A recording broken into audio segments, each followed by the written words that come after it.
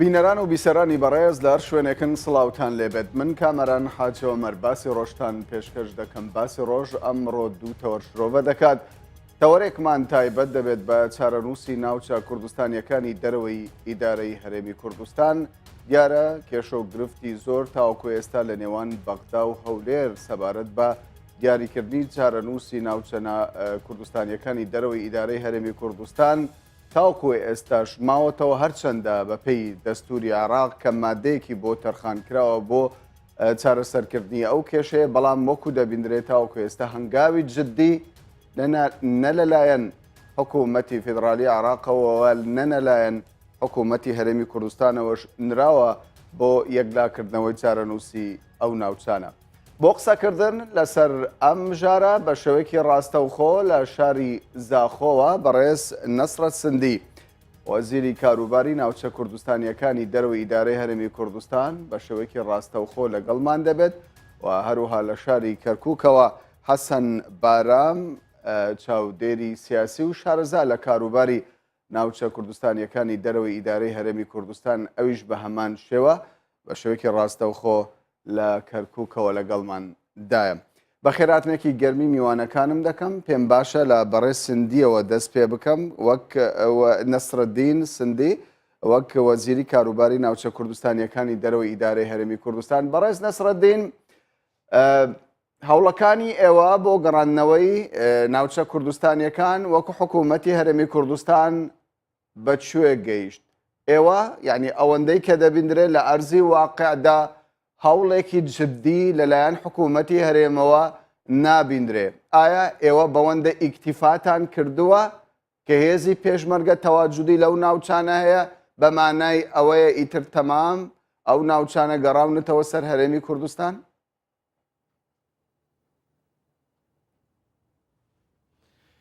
ناوێ خدای مەزن و دلوان، سوپاس کا کامیران دەستخۆشیلتە و بەرنامەتت کێم و هەروەسا سڵاف مەیت هەین بۆ بینەرێن کوردستان 24. بڕاستی وەکی تاوەماژە پێگیری فعلەن ئەvە چەندین ساڵە بابەتێ کارکردن سەر ناوچەن کوردستانیش دەرەوەی ئیدارە هەرێمێ ڕاوەستایی. وسا دیارە حکوومەتە مەرکەزی نایەتەر سەر خەتیت وی بوارێ هەنێدا و وا چارەسەریە وان ناوچە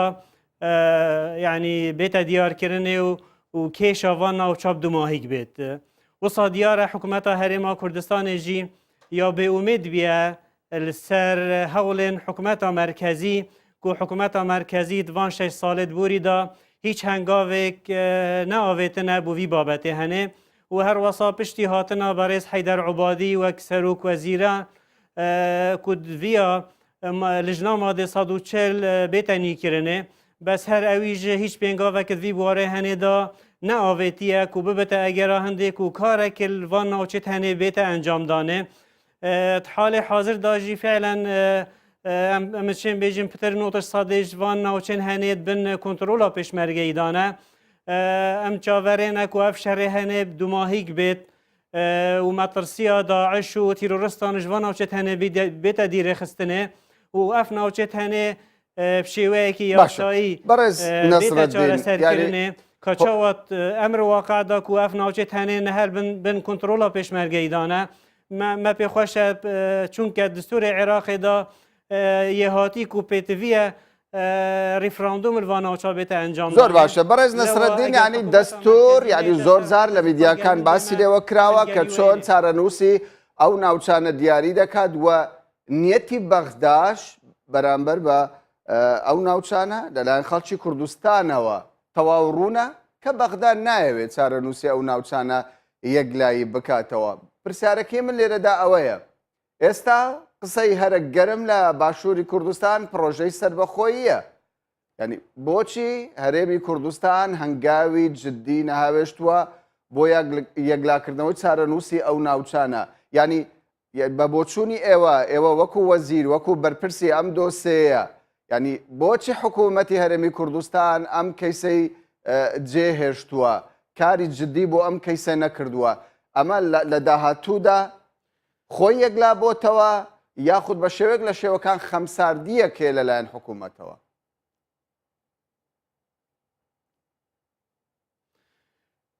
ئەچێن بێژم حکوومەتە هەرێما کوردستانی نەهات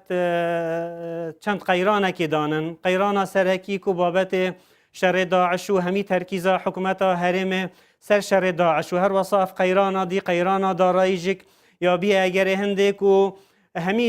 دام و دەستگایت حکوومەتێ یعنی تووشێ بێژی تەسیرێکە مەزن یا لێبی دوی بۆرێ هەنێداک و ناوچەین کوردستانیش دەروە ئیدارە هەرێمێ نەبیە خاڵێن سەرەکی یعنی ئەژیل گەلتەمە دوی بۆرێ هەنێداک و یعنی حکوومەتە هەرێما کوردستانێ دبوارێ چارەسەری ئاوا ناوچێت هەنێدات کەڤنداژی هەر خەمساریەک تێدا هەبی و نەبیە خاڵێن سەرەکی یێدانوستاندنێ گەل حکوومەتە مەرکەزی بەلکو هەندێک خاڵێن دیترێ یێبینە خاڵێن سەرەکی و بەڕێستان باز لە خەمساردی دەکەن بەڵام چۆن دەکرێ حکوومەتێک کە لە سەداچلی ناوچە کوردستانیەکان لە تەواوی باشووری کوردستاندا لە سەداچلی پێی دەگوترێت ناوچە کوردستانیەکان چۆن دەکرێ حکوومەتی هەرێم ئەمەندە خەمسار بێ لێگلاکردنەوەی چارەنووسی لە سەداچلی خاکەکەی کە لە ئایندەدا دەخوازێت دەوڵەتی لەسەر دروست بکە؟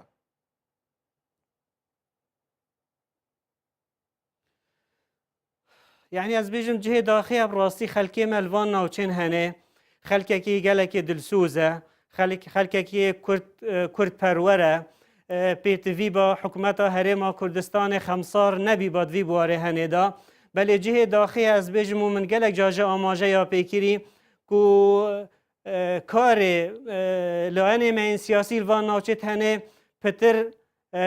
حزباتیەش ji babetê netewatî lewa biye egera hindê ku her hizbekê navçeyek ya bixwe vegirtî hizba dîtirê bûyî ew navçe hind xemnînin lewa biye egera hindê ku hikûmeta Herêma Kurdistanê vî şêweyekî giring berê xwe netevana çûk ev navçe tenê ji gelek alave gelek giringiya xwe ya heye yanî di dwarê اقتصادی دا ku yani cihekî gelekê zengîn e dwarê zîraî da gelek zengîn e lewa pêtiviye حکوومەتە هەرێما کوردستانی ji vê texsîriyê derkevit û cidî berexwebite van navçê tenê û xizmeta van navça bike da dilê xelkê me li van navça bête xweşkirinê ku çûnke rejîma berê gelek ya serê van navça yanî çi nemaye serê wan neyînadî ji terîbê û terhîlê û dîrê xistin ji mafêt wana û ji standina erd û emlakê wana. باشە زۆر باشە دەچمە لای حەسەن بارام کە ئێستا لە پارێزگای کەرکووکەوە و بەخۆشی لە خورماتوو دادەنیشێ پێم باشە ڕاوبۆچوونی بەڕێزیان سەبارەت بە ئەم ژارە وەربگرین بەڕێز حەسەن بارام یعنی لە کاتێکدا حکوومەتی عێراق پابەندی دەستور نییە حکوومەتی عێراق ئامادە نییە پابەندی هەموو ئەو ڕێکەوتنانە بێ لەگەڵ حکوومەتی هەرێمی کوردستان بۆچی ینی ئێمە ئەوەندە لە خەمی ئەوە بین کە دەبێت چارەنووسی ئەو ناوچانە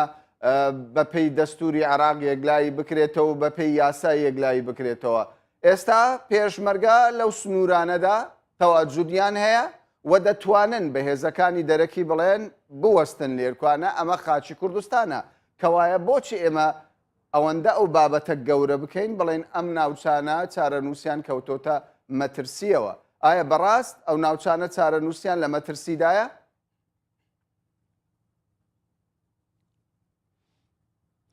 زۆر سپاس بۆ جەنابێت و هەروەها بۆ بینەرانی کوردستان 24 و بە خێراتنی و میوانە بە ڕێزش دەکەم لە ڕاستیدا من پێم خۆشە پێشەوەی وەڵامی ئەو پرسیارەی جەنابتان بەمەوە بە کاک نەسرەدین و بە بەڕێزان لە حکوومەتی هەرێم و لە دەسڵاتی کوردی ئەوە بڵێم لە ڕاستیدا ئەو کاتە تێپەڕی و ئەوەی کە خەڵکی ناوچە جێناوکان خەڵکیی تێکۆشەرن خەڵکیی قارەمانن ئەو ناوچانە ناوچەی کوردستانین و دەبێ بپارێزرێن و دەبێ بخرێنەوە سەرهەرێمی کوردستان ئەمە بەڕاستی لە 13 ساڵی ڕابردووە خەڵکی ئەو دەبەرانە تەواو لەم دروشم و لەم شعارانە وەڕەز بوونە و خەڵک لە ئێستادا پێویستی بە بڕیاری جددیە من لەوێوە دەستی پێ یەکەم ئەگەر قسە لەوەیە حکوومەتی عێراق مادەی 140 جێبەجێ نەکردووە و ئەگەر قسە لەوەیە ئێمە لەگەڵ حکوومەتی عێراقا لە زۆر بوارە گەیشتوونێتە بنبەست بەڵام دەبێ ئەوەشمان لەبیر نەچێ حکوومەتی عێراقی و بە دیاریکراویش بەشێک لەو هێزانی کە دەسڵاتدارن لە نێو حکوومەتی عێراقیە بە پلان و بەرنامە ئیش لە ناوچە جێناکۆکانەکەن و دەیانەوێت بە شێوازی سەربازی ئەمنی کارجێڕی و دابچڕاندن و دابڕاندن و دەستکاریکردنی یەکە ئیدارەکان ڕوونتر باسی لێوە بکەیت ینی پلانی حکوومەتی عێراق سەبارەت بە چارەنووسی ئەو ناوچانە چییە؟ ینی بۆ نمونە ئێستا وەک دەبیندرێ ناوچەی ئەمرلی ئەوەی کە پێی دەگوترێت تورکمان ئامرلی هاوکارانم ئەگەر هاوکارم بن ئامرلی لە شارۆچکەوە بۆ تا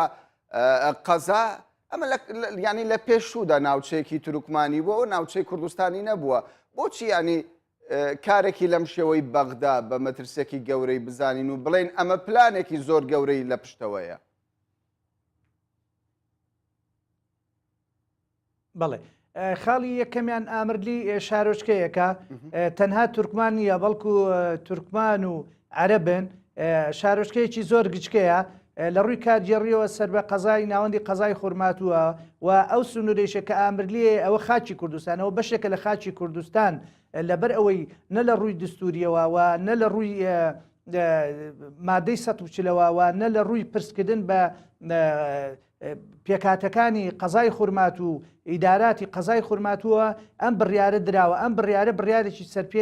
سەرپێی نییە و بڕیارێکە دەمێکە تورکمانەکان و ئەو هێزانەی کە لە بەغا بە شێوەیە لە شێوەکان نەیاری کوردن و خاوەنی پرۆژن بۆ ئەم ناوچانە ئیش لەسەرەواکەن لە قۆناغی یەکەمە ئامرلی ببێتە ناوەندی قەزا کە بەڕاستی لە ڕووی چەندایەتی و چۆنایەتیەوە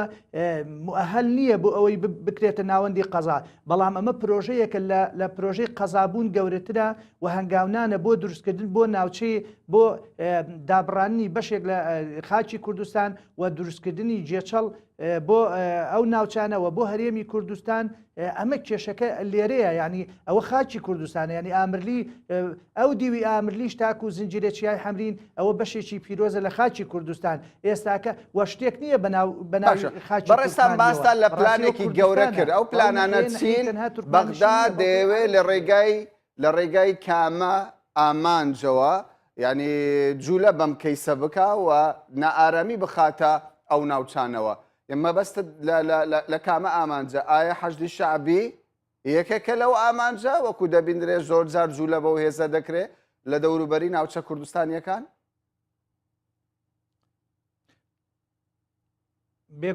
بێگومان ئێمە لە ڕاستیە بێ لە دوو ڕەهەندەوە دیقەت لەم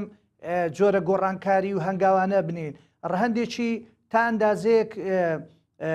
لۆکاڵی محەلیە ڕەنگە بەشێک لە تورکمانەکان بیانەوێ لە ڕێگای دروستکردنی هەندێک ئەل لەم جۆرە ناوچەوانەوە پێگەیەک بۆ خۆیان دروستکەنیان جوگرافیایەک بۆ خۆیان دروستکەن و هەندێک ئامانجی شیعەگەرا و نەتەوەی گەرایان هەیە بۆ ئەوەی بتوانن جێگەی خۆیان بکەنەوە بەڵام مەشروعەکە لەوە لە ڕەهەندێکی ترەوە لە ڕەهەندێکی ئیقلیمیەوە گەورەترە و خۆتان نەزانن ئەوەی کە باسەکرێ هیلالی شیعی بەڕاستی لە تەوەسعکردن و فراوانبوونایە بۆ ئەوەی تەواوی ئەو ناوچانە کە ئەکەونە خورماتوو خانەقین و جەلەولاتە دەڕۆن دەگەنە تازە خورماتوو بەرەو تەلعەفەر و ئەو ناوچانە بۆی ئەم ناوچانە ببێتە هێڵێکی گرنگ هەم تورکمانی شیعە تێدا باڵا دەرز بێ و هەم بێتە سنوورێک بۆ پانتاییەک بۆ ئەوەی شیعە بتوانێت پرۆژە گەورەکەی خۆی تێدا ئەنجام بدا بەڵام پرسیارەکە لێرەیە ڕۆڵی حکوومەتی هەرێم لێرە چییە و حکوومەتی هەرێم لەو هەنگاوانەی کە بەغدا حکوومەتی بەغدا دەیهاوێژێ و بە دیاریکراویش بەشێ لە هێزە شیعە توندەکان و لە پێشە موشیانەوە بەشێک لە حەشدی شعبی دەیهاوێژێ حکوومەتی هەرێم چی بڕیاری چییە بووە و چ تا ئێستاکە لە چواری 2007ەوە بڕیاری بە قەزاکردنی ناحێ ئامرلی هەبووە نەکاک نەسرەدین و نە بەڕێز سەرۆکی حکومات و نە سەرۆکایەتی هەرێم و نە بە هەواڵان لە پەرلەمان و نە نوێنەرەکانشمان لە بەغا هیچ هەڵوێستێکیان نەبووە ئەوە خاچی کوردستانەوە ناکرێت مزایدەی لەسەر بکرێ ناکرێت کەمینەیەک بێت بەڕێز حەسەن پرسیارەکەت بەڕێز نەسرەدین دەگوازمەوە بەڕێز نەسرەدین بۆچی ئێوە بێدەنگ بوونە لەوەی کە بەڕێز حەسەن باسی لێوە کرد نە نوێنەرانی کورد لە بەغدا و نە ئێوەش وەکو بەرپرسی ئەو دۆسێ و وەزیری کاروباری ناوچە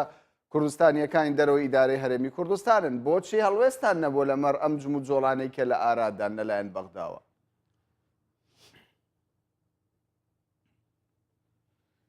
بله طبعا آمرلی وکی زانن سال 1969 یا بیا ناحیه و هر وسا بسر قضات خرماتو بی و خرماتو بسر کرکوکی و بی بله سال 1976 توس خرماتو کرکوکی هاتا وکرنه و هاتا خستنه لسر پارزگاه صلاح الدین و اف پنگاوا هنجی کیا هاتی بحث کرنه کو یعنی اف بریارا هنه کو آمرلی ببتا قضا کتشک طبیعیه کو آرمان جوه کو دا بتا دیر خستنش دا صلاتا کردی کو ام همید زانن کو خرماتو اداره خرماتو یا دسته کردادانه دا بتا دیر خستن وی بواره هنه دا اف پنگاوا هنه یا هات یاوتنی هر 2011 یعنی وکو برز حسن باسی لیو دکا یعنی شاروسکی آمرلی شاروسکی کسر با ناوچە کوردستانیەکانە چۆن ئێوە ئەمە بە شتێکی سروشتی دەبینن لە کاتێکدا بە بەشێکە لە خاچی کوردستان. یعنی از سروشتی نابینن فعلا اوه پیلانه که یا تیتا گیراند وی باره هنه دا و هاتنا وان هیزی دی بوان آوچه تنه هر اگر اوه کو وان آوچه تنه مطرسیه بخنته دا و کردا و سناج و ناوچت هنه بینه دیره خستنه چون که احداث توس خرماتو ندیرن یعنی سالا بوریدات چند جارا محاوله کرن که اشکالات و ناوچت هنه پیدا کنو ببته اگر هنده که خلکش و ناوچت هنه برون ده اوه فعلا از بخاجل گل که حسنی مدوی باره هنه دا که پیتوی خمسارید وی باره هنه دا نیت انجام دانه يعني ما اف ناوچت هنيت كرين ناوچن حزباتي لو وقت تشتكل توس خرماتو يعني الدور برد كركوكي ردت چه هزين دي خالينا كتا خدانش بلي ايكاتي چونك ايكاتي خود بينت خدان الوان ناوچت هنه هر وسا اگر تشتكل الوان ناوچت دي بيتا ريدانه برادر نيكاتي خالينا كتا خدان يعني امشين بجن اف ناوچت هنه ياتي هاتين دست نشان كرني وكن دك ناوچن حزباتي لو وكي اداره وكي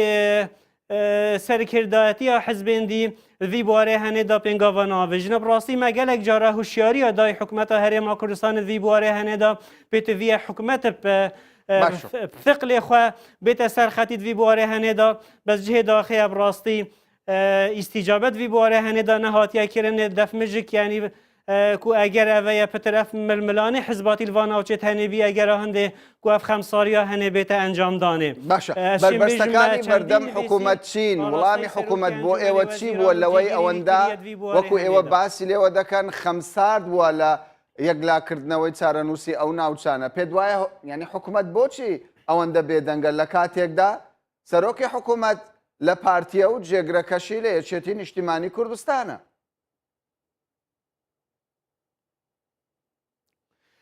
هر جاره که ام نویسینه که بو انجمن وزیران بهنیرن ام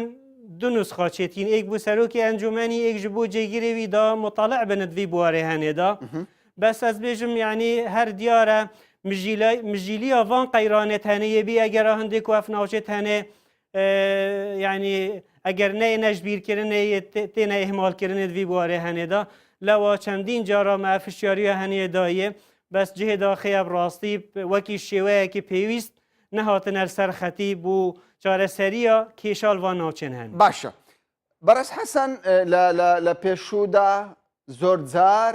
حشدی شعبی با دوستی هزکانی پیشمرگا وصف دکرا و باز لمیجو دکرا که اول لچیاکان دا لسردمی رجمی بعض دا بیک و خباتیان کردوا. پدوایا ڕێگادان بە هاتنی حەشدی شعبی بۆ ناوچەی خورماتو ئەو ناوچانێکە پێی دەگوترێت ناوچە کوردستانیەکانی دەرەوەی ئیدارەی هەرێم کارێکی هەڵە بووە؟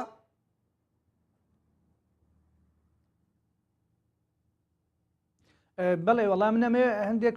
ڕاست بکەمەوە لە قسەکانی برای بەڕێزم کاک نەسەردین زۆر جار باسی ئەو ململانەی حزبیا کرێ ئەوەندەی من ئاگدار بم لە خورماتووە کوردایەتی هەیە ململانەی حزبی نییە ئەمە خاڵی یەکەم حەزەکەمە مولایەنەکان بزانن بریا کە هێزە سیاسیەکان لە هەموو ناوچەکانەوە لە هەرێمی کوردستانشا چیان لە هەواڵانی و نوێنەرانی هەموو حزبەکان بکردایە کە زۆر بە جوانی کارەکەن وەکو یەک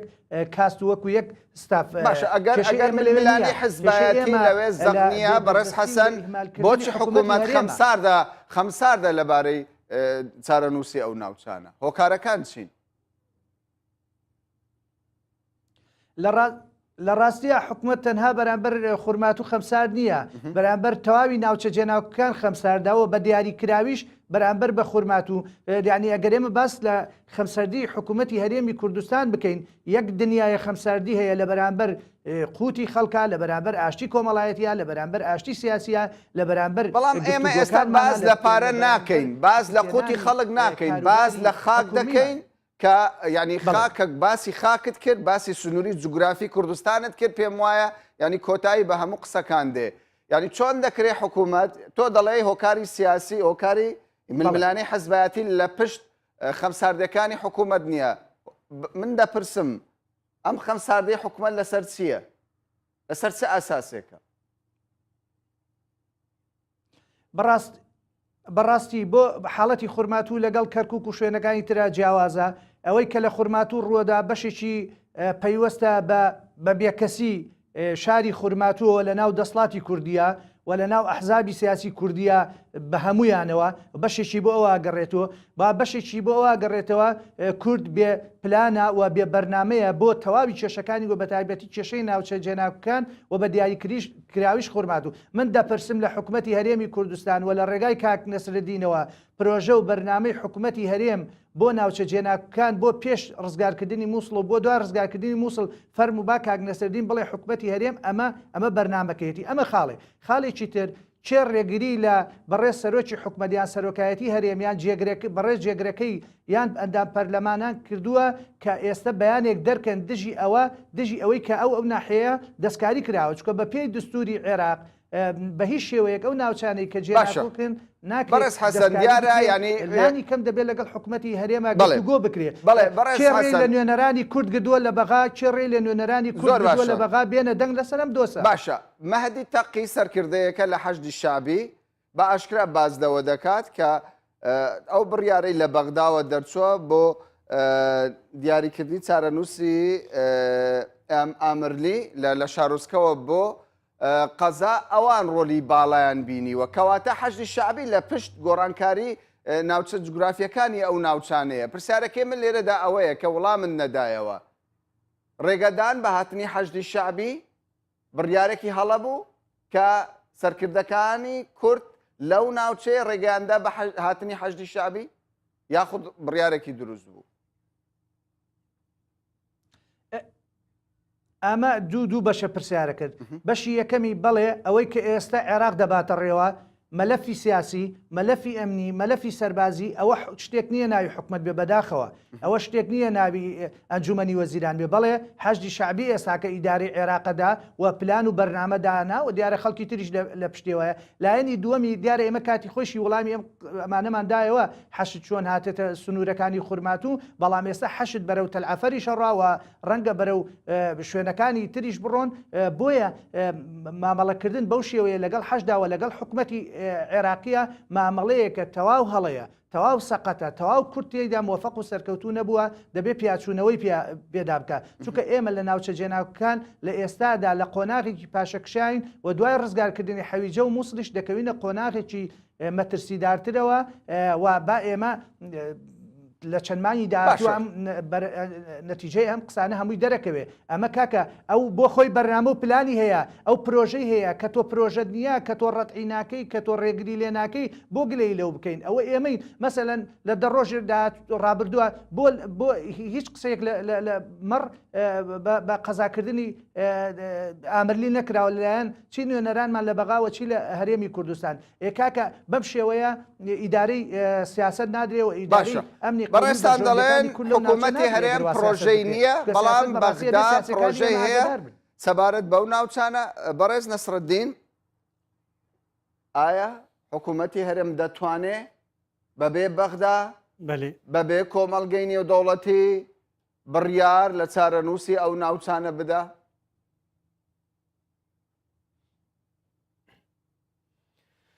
دەستپێکی حەزکەم سەراختنا کاک حەسەنی ینی من بەحەز کرد پێشێک و خەلکی مەلوا ناوچێ هەنێ خەلکێکی دلسوزە کوردپەروەرە چ گلەیل وانایەتەکردن ڕاستی هەروەسا ئەف برادەریت ینی کو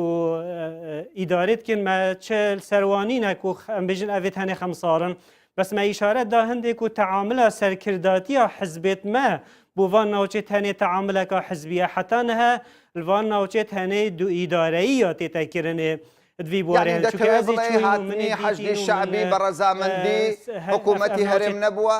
بەڕێز نەسرەدین ئەگەر ڕوونتر قسە بکەین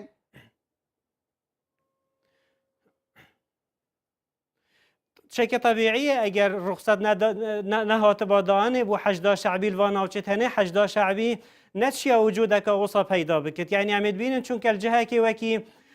ڕاستە جهەکی وەکی بەشیر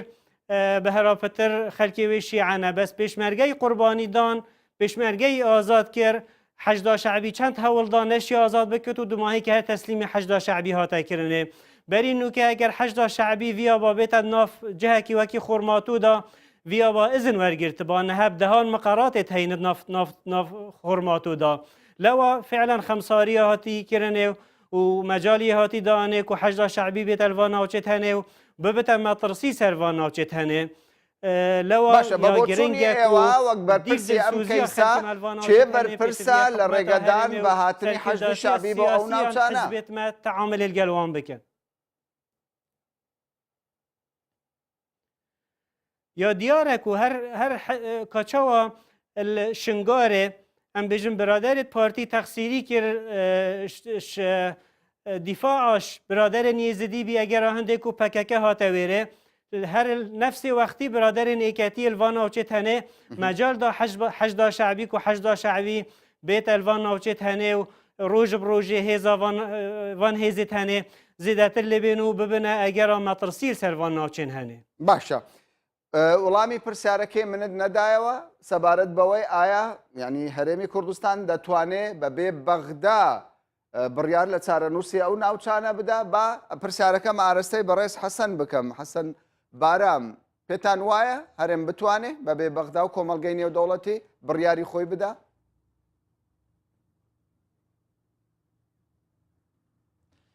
لە ڕاستیدا هەرێمی کوردستان کۆمەڵێک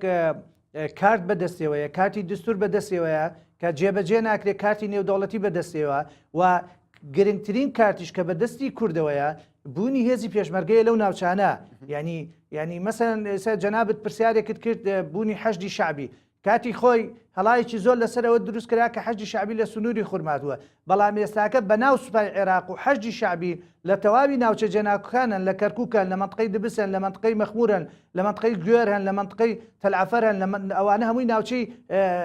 کوردستانین ئەی باش ئەوانە چێ هێنای یعنی کێشەکە لەوەیە کە ئێمە نازانین چۆن سیاست بکەین و نازانین چۆن ماڵی خۆمان تەقەت بکەین لە بەرامبەر نەیارەکانمان و لە ئەو ململانی سیاسانی کە یەقەمانەگرن ئەمە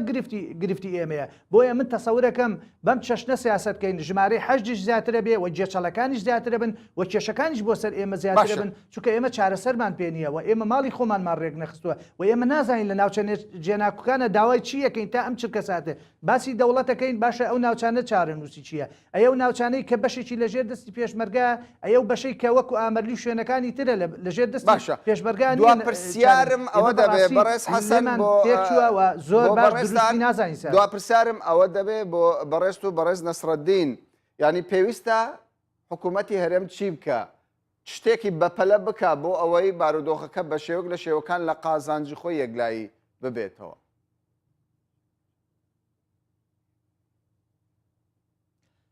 خاڵی یەکەمیانەوەیە بەڕاستی بەپێی دستور ئەو جۆرە بڕیارانەی کە بەهێزی حەشد جێبەجێکرێن ئەوانە هەمووی نایاساییە و ئێستاکە ئەبێ نوێنەرانی کورد لە بەغداد و لە هەرێمی کوردستان یەکدەنگ بن پاڵپشتی ئیدارەی قەزای خورماتوو بکەن لەسەر داوای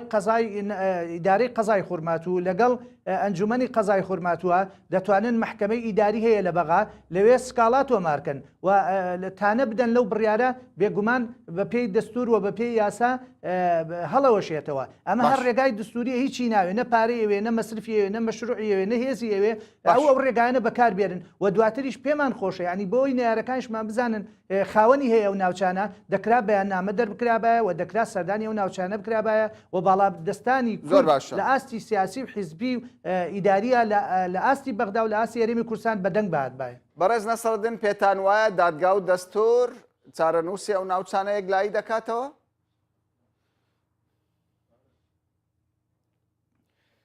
Ez باور nakim yani çünkü دادگاه جیا دست برادرین شیعه دان البغدا دستور جيك يعني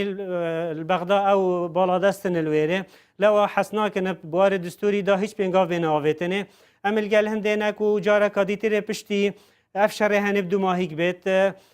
صحبات القلب بغدا بيت اكرني اگر نين سرختي امل قال يو اني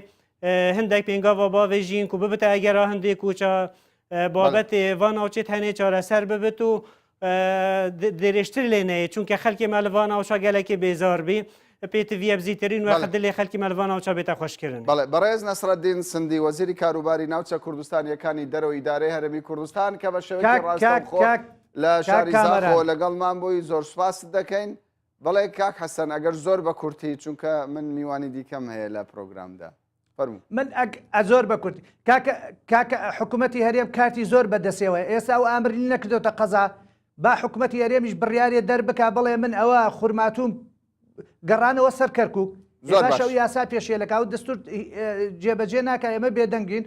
با خورماتوم بخەنەوە سەر کەرکک و مامەڵی لەگەڵا بکەن وەکو دژەکردارێک لە بەرامبەر بڕیارە نایاسایەکانی ئەوانە ئەمەش پێشنیازێکی دیکەیە بەڕێز حەسەن بارام چاودێری سیاسی و شارەزا لە کاروباری ناوچە کوردستانیەکانی دەرەوەی ئیدارەی هەرێمی کوردستان زۆر سوپاسان دەکەن. بەڵێ بەڕێزانم باسی ڕۆژ بەردەوام دەبێت بەڵام ئێستا دەچینە ناو بڕێکەوە.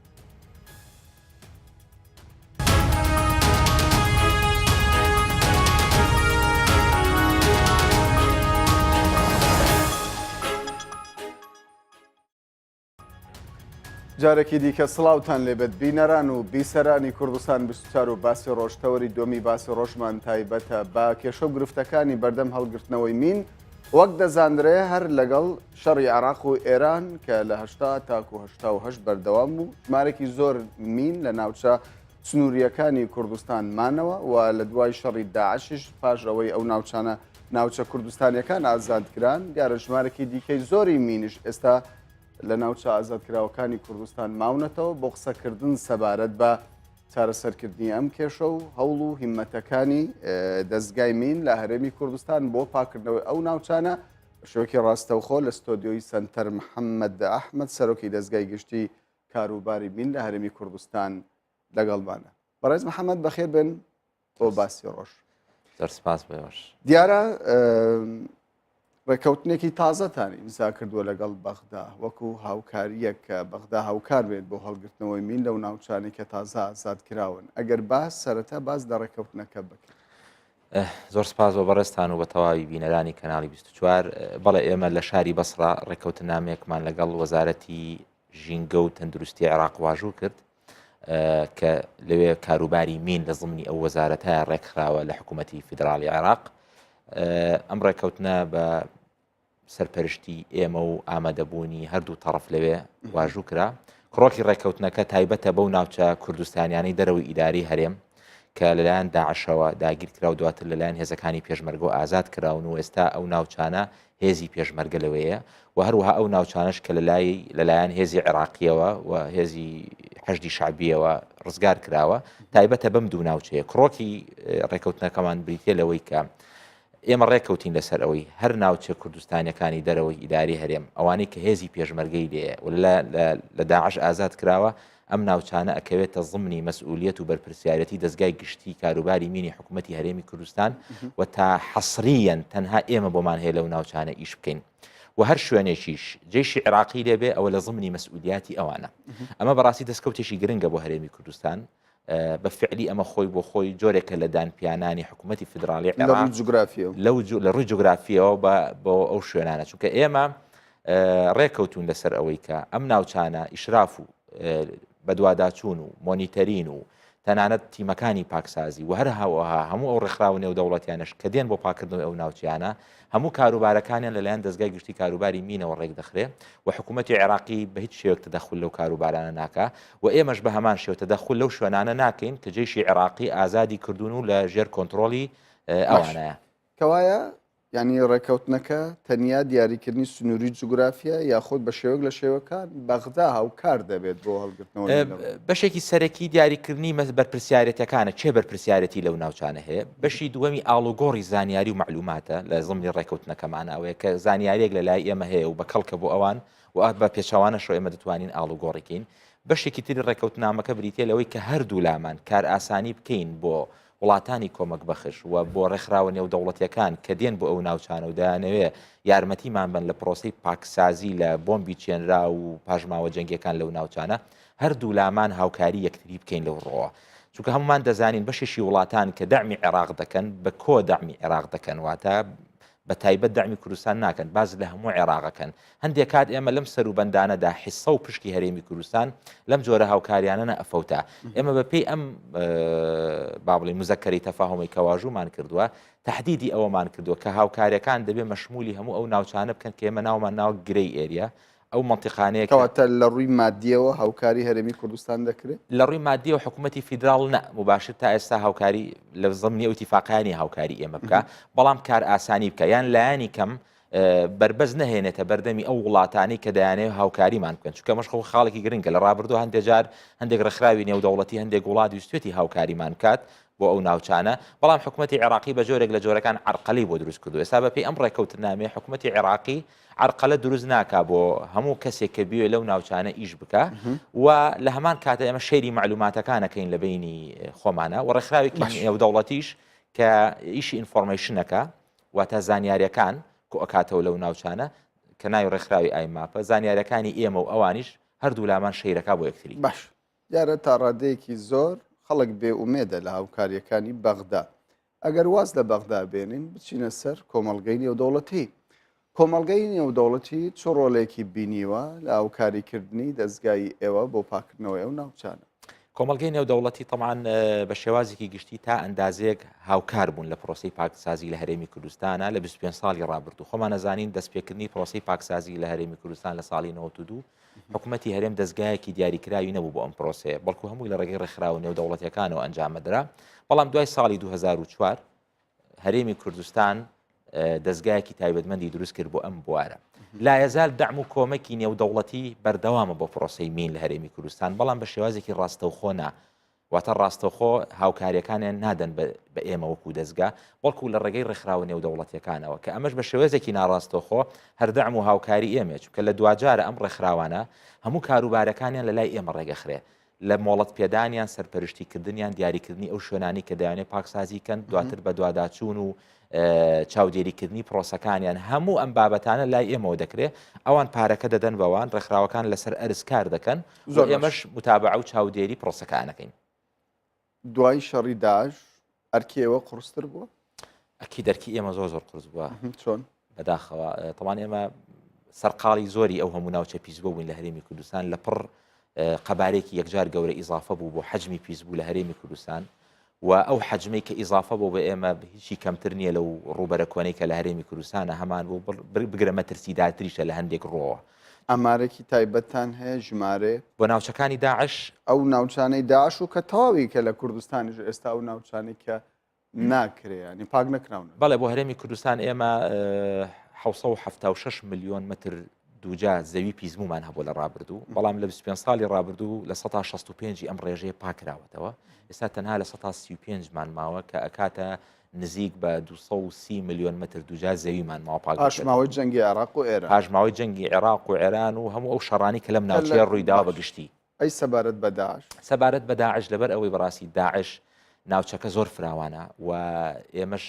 میزانێکی پێویست لەوەشێ لە بەردەستمانە نەبوو بێ و دەعم و هاوکارێکەش بەو ئەندازەیە نەبوو کە ئێمە بتوانین ڕووپێوێکی زۆر فراوان بکەین بۆ هەموو ئەو ناوچانە تاوەکو بزانین ڕوبەری پیسبوو چەنە بەڵام بە کورتی ئەتوانین بڵین هەموو ناوچەیەک داعشی لێبوو بێ ناوچەی مەترسیدار هەژمارەکرێ لە لای ئێمە و ئێمە هیچ دڵنیایەک نادەین نەبێ هێزی پێشمەرگە نەبە هاوڵاتیان بچنە ئەو شوێنانە هەتاوەکو پرۆسەی پاکسازی بۆ ئەنجام نەدرێ چونکە تەنها بۆمبی چێنراو نییە کە داعش بەکاری هێناو لەو ناوچانە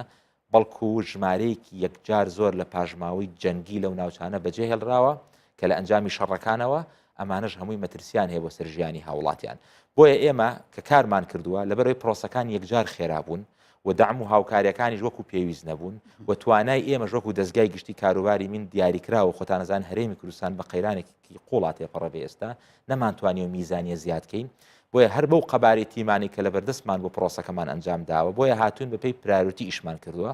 واتە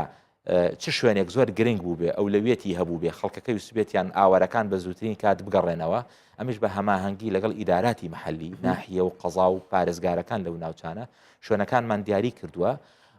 تاوەکو تیمەکان بنێرین بۆ ئەو شوێنانە بالتەحدید پاکسازی تیا بکەین بە تایبەتی شوێنی پرۆژەکانی ئاو کارەبا ڕێگاوبانەکان بۆ ئەو ناوچانە قوتابخانەکان نەخۆشخانەکان ئەوانەی کە پێداویستی بوون لە ئێستادا کە خەڵک پێویستی بۆ ئاوارەکان بگەڕێنەوە بۆ شوێنەکانی خوان ئێمە تیمەکانمان لەو شوێنانە داناوە و بەپێی ئەو شوێنانش کە لە لای حکوومەتی هەرێم ئەولەویەتی هەیە بۆ ئاوەدانکردنەوە ئێمە ئیشمان کردووە ینی قسەی زۆر لەسەر ئەوەیە شوێنی زۆر هەیە لەو ناوچانی ئازاد کراون بۆمبەکان بربەستن لەوەی ئاوارەکان بگەڕێنەوە شوێنی خۆیان بربەستی سەرەکی لە گەڕانەوەی ئاوارەکان بۆمبە چێنراوەکانە لەو ناوچانە زۆرە ئەو شوێنانە بەڵێ و هیچ پرۆسەیەکی ئاوەدانکردنەوە لەو شوێنانە ناتوانرێت دەست پێ بکرێت تاوەکو خەڵک بگەڕێتەوە هەتاوەکو یەکەم خەتووە ئەنجام ندرێت کە پاکسازی لەو شوێنانە ئەو شوێنانە زۆرن بەڵێ ئەو شوێنانە زۆرن و تەسەور ناکەیت داعش بە چ ئالیەتێک و بە چه قەبارێک ئەو ناوچانی پیس کردووە بە ڕێژەیەکی یەکجار زۆر بۆمبی چێنراوی چ لە ناو خودی شارەکان و گوندەکان و شارشکەکان داناوە چ لە چواردەورەکانیان هەمووی تەنیوە بە بۆ بینچێراو و پاژماوەیەکی جەنگی زۆر لەو شوێنانە هەیە کە ئەگەر بەڕاستی بە زووی کار نەکرێت و بە بەرنامە نەبێت لەوە چێت لە ڕابردووە قوربانی هەبووە و قوربانیەکان زیاد بکرێت بەڵام ئێمە تاوەکو حجمی قوربانیەکان لەو ناوچانە کەم بکەینەوە بەڕاستی بە بەردەوامی تیمەکانی هوشیاری ئێمە لەو ناوچانە کار ئەکەن تاوەکو خەڵک وشیارکەنەوە لەوەی کە چۆن تەعامل لەگەڵ ئەم جۆرە بۆمب و تەقەمەنیانە ئەکەن بۆ ئەوەی کەمترین قوربانی هەبێت لەو ناوچانە بۆیە ئەگەڕێمەوە سەرەوە خاڵە گرنگەی بڵێم و ئێمە بەردەوام ئەمەشمان بە کۆمەلگەی نێودەوڵەتی و قونسوڵیەتەکان و UN و هەموو لایەنە پەیوەندیدارەکان وتووە ئەگەرەتانەوێ ئەو قەبارە زۆرەی ئاوارەکان کە لە هەرێمی کوردستان و بارگرانی دروست کردو بگەڕێنەوە شوێنەکانی خۆیان و ئاوەدان بکرێتەوە پێویستە یەکەم خطوە ئەو ناوچانە پاک بکرێتەوە چونکە ئەگەر پاک نەکرێتەوە هەموو خزمەت گوزارەکانی تر بەدوایە ناتوانن بگەڕێنەوە بەڵگەشمان بۆ ئەمە ناوچەمان هێز زیاتر لە ساڵێک تێپەڕیوە بەسەریا بەڵام تا ئێستا هاوڵاتیان ناتوانێەوە بگەڕێنەوە بۆی هەر لە سنوونێ و ڕەبیع و بیگرە هەتا شنگال هەتا ئەگەیتە زمار پرۆسەکەی ئێوە درێژخایەن دەبێت تاوەکو تەواوی ئەو ناوچانە پاک دەکرێنەوە بەڵێ بە ئەکیدی ئەم پرۆسێکی درێژخایەنە بەڵام ئێمە هەوڵە دەین لە قۆناغی یەکەمە خودی سنتەری شوێنەکان کە شوێنی نیشتەجێبوونی خەڵکە مرکزن ئەمانە لە خطوۆی یەکەمە ئێستا ئێمە تەرکیزمان لەسەر ئەوەیە ئەوانە پاک بکەین و تاوەکو خەڵک بچنەوە ماڵەکانی خۆیان دواتر دەرەوەی شارەکان کە ئەوانش هەر مەترسین لە ژیانیان بەڵام لە پرایۆریتیا بە خاڵی دووەم و سێم دێ دواتر دەست بەم پرۆسەیە ینی ئەگەرێک هەیە کاتێکی دیاری کراو لەو ماوەیەدا ینی ئەوانەی ئاوارەنە تاو دڵنیابن دەگەڕێنەوە سەر شوێنی خۆیان بە تاکیدەوە وەستاوە لەسەر حەجمی ئەوەی ئەو بودجەی لە بەردەستی ئێمە ئەوە هاوکاریانەی کە ئێمە ئەکرین وەواتە دیار نیە نەخێر دیار نییە بەڵام ئێمە وەگوتم پرایۆریتیمان ناوە ئێستا چ شوێنێک زۆر گرنگە و حکوومەتی هەرێم دیاری ئەکا کە ئاوارەکان ئەیانێ بگەڕێنەوە بۆ نمونە بەعشیقە لەم مەرحەلەیە ئەو لەوێتیشی هەیە خەڵک ئێوێ بگەڕێتەوە بۆ شوێنەکانی خۆی ئێمە تەرکیزمان کردو کۆمەڵە تیمی باشمان لەوێ داناوە تاوەکو بە زووی پاک بکرێتەوە بۆ نمونە منطقەی خازر ئێستا ئەو لەوێتی هەیە لە منطقەی داقوق لە باشووری کەرکوو ئەم شوێنانە کە بۆمان دیاری ئەکرێت کە ئێستا ئاوارەکان زۆر پێویستیانە بگەڕێنەوە ئێمە یەکەم جار تەرکیزمان لەسەر ئەو شوێنانێ ئەگەر نا هەموو ئەو هێڵە گەرمەی کە لەگەڵ داعشا هەبوو بە درێژایی 1000 و ئەوەندە کیلۆمەتر هەمووی ناوچەی پیس بوون لە گوندێکی بچکۆلەوە بیگرە تاوەکو شارۆچکێکی یەکجار گەورە بەڵام خۆتەزانی بە پێی ئەوەی کە چ شوێنێک هەندێک شوێن ئێستا لەوچی خەڵکی نێگەڕێتەوە بووی لەم ساتەیە بۆیە ئەمە ئەخینە مەرحەلەی دووەم و سێم ئەو کاس شوێنانەی ئەولەویەت خەڵک زوو بگەڕێتەوە ئێمە ئیشی لەسەر ئەو ناوچان باشە ئەو بۆمبانەی کە داعش چاندوویەتی جیاوازی هەیە لەگەڵ بۆمبەکانی دیکە کە لە جەنگی عێراق و ئێراندا چاندراون گرفتی زیێدەترە بۆ ئێوە یاخود ئاسانتر گرفتی زۆر زیاترە بۆ ئێمە چونکە بۆ ئەوەی کە ئێمە مین ئەمە بابەتێک کە کارگە دروستی کردووە و ستاندەری هەیە و ئەناسرێتەوە جۆرەکانی و جیهازەکانی لای ئێمە ئەتوانین تەعاملی لەگەڵا بکەین بۆ دۆزینەوە و پوچەڵکردنەوەی بەڵام ئەوەی کە داعش بەکاری هێناوە مینی بەکار نهێناوە بەڵکو ئیبداعێکی کردو لە مەجای تەقەمەنیا ئەوش دروستکردنی IED واتاوەی کە خەڵک پێڵێ بۆمبی چێنرا و عبۆی ناسیفە ئەمە سونعی محلی خۆیەتی مین و بۆم دوشتی جیان بەڵێ بەڵێ ئەو ئێمە مینمان هەیە ئەوە ستاندەر و کارگە جیهانەکان دروستیان کردو بەس ئەو بۆمبی چێنراوی دانا بۆمبی چێنرا و سۆنعی محەلی خۆیەتی هاتۆ بڕەتێنتی بە میکانیزمێک دروستی کردووە لەگەڵ دەستپیانانی یاک بەرکەوتنی یان ڕاکێشانی ئەتەقێتەوە ئەمە ستاندەر نییە خۆی لە ماڵۆ دروستی کردوش ئەشکالی مختلفی هەیە لە پەرداخی ئاوە دروست لە زۆری پەرداخ دروستی کردو منجڵێکی دروست کردو دەبەیەکی دروست کردووە لە کورسیەکە لە عمودێکە ئەشکالی مختلفی داناوە ئەمە کۆمەڵێک بارگرانی زۆری بۆ ئێمە دروست کردو یەکەم ناسینەوەی ئاسان نییە نە بۆ ئێمە نە بۆ هاوڵاتیان خەڵک یعنی هەموو ئەو شوێنانی کە لەو منتیقانە بێ بە گومانبی دەستکاری بەردێکیش بکەیت تەنانەت احتیمالی هەیە بتەقێتەوە تەنانەت دەستکاری ئەگەر قورئانی پیرۆزیشکەی حادیسانە ڕووی داوە بۆم ڕەبت کراوە بە وارێک بە بۆمبێکەوە لەوانەیە بتەقێتەوە لەبەرەوە جۆرەکەی ناسراوە کاری ئێمەی قورس کردو دوو بۆمبی چێنرا و مەترسیدارە لەگەڵ تەقینەوەی کارەساتێکی گەورە لەو ناوچەیە ڕوئەدا زۆر ئەستەمە ئەو کەسانی لێوان نزیکن دەربازیان بێت بەڵام مین شێوازەکەی جۆر بە جۆرە دوو ئەمە بە شێوازێکی زۆر نامونەظەم دانراوە ئەم شێوازە نامونەظەمە ژوای کردو تەعاملکردن لەگەڵی ئاسان نەبێ و دۆزینەوەی زۆر گران بێ بۆ ئێمە لەبەرەوە بەڕاستی ڕێکخراوی تیرۆریستی داعش کارێکی ئەنجام داوە کە ئێمە ئێستا خەریکی دراسەکردین لەسەری ئەفسوناوی دەکرێت چیرۆکێک لەو بۆمبانەی کە پێشبینیتان نەکردووە بەرچاوتان کرد بێ ئەنی ئێستا تۆ باسدەوە دەکەین لە نێو قورئانیان داناوە بەڵێ لەو شێوانەمان زۆر بۆ ئێمە بەداخەوە لە سەرەتای پرۆسەکەیە 4 کارمەندی زۆر پرۆفشناڵی ئێمە لە کاتی سەرقاڵی لە منتیقەی زومار بە پوچەڵکردنەوە کاتێک کە چوونە خانوویەکەوە بەداخەوە ئەنجامی کردنەوەی دەرگایە بۆمبێک تەقی و هەر چواریان شەهید بوون کە 4 کەسی زۆر پرۆفشناڵ بوون و بەردەوام ئێمە شێوازی جۆرا و جۆر ئەبینین شێواز ئەبینین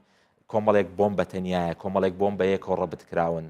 هەندێک بۆمبیان دروست کردو بەڕاستی بە شێوازی حاسە ئیش ئەکەن هەندێک بە حراری ئینسان تەنانەت بە بۆ ئێوەی دەسی بۆ بەرید ینی بە تیشکی سەرووە نەوشەیی گەرمی جیسم هەسپی ئەکا ئەتەخێتەوە ئێستا دەتوانین بڵێن دەستگای من لە هەرێمی کوردستان شارەزای هەموو تاکتیکەکانی داعشە لە چاندنی بۆم تا ئەندازێکی زۆر ئەتوانی بڵێن لە ١٠٠ ئەزمون تیمەکانمان ئەزمموی زۆر باشیان وەرگرتووە لە جۆنێتی ناسینەوەی بۆمبەکان بەڵام لە هەمان کاتیشە هەر دەبێت چاوەڕوان بنشتی ئەوانە بێت و ئەو بۆمبانی کە لە ناوچەیەک بەکاریان هێناوە جیاوازە لە ناوچەیەکی تر ئەمەش گرفتێکە بۆ ئێمە بۆی ئەبێ هەموو ناوچەیەک تیمەکانمان وەکو خۆی تەعاملی لەگەڵاکەن پێشەوەی دەستکاری ماری قوربانیتان هەیە ئەوانەی بە بۆم بوونەتە قوربان بەڵێ ئێمە 5 قوربانیمان هەیە چواریان ستافی تیمەکانی دەستگا بوون و یەکێکیشیان بەداخۆ پسپۆڕێکی نێودەوڵەتی بوو کە کاری بۆ کردین سەبارەت بە هاوڵاتیان خەڵکی سفی بەڵێ هاوڵاتیان بوونەتە قوربانی بەڵام ئامارێکی محدد لەبەر دەستانیە بەس بەداخەوە هێزەکانی پێشمەرگە لە بیدایەتی پرۆسەکەیە شەهیدیان زۆر بوو بەڵام هاوڵاتی کەمتر لەبەر ئەوەی بەشێکی زۆری ئەو ناوچانە خەڵک نەگەڕاوەتەوە بۆی قوربانیەکان کەمترش بەڕێز محەممەد ئەحمەد سەرۆکی دەستگای گشتی کاروباری بین لە هەرێمی کوردستان زۆر سوپاس دەکرد سپاس بەوەش بینەرانی بەڕێز سپاس بۆ ئێوەش کە کاتی خۆتان بە ئێمەدا بمێنن با خێر و خۆش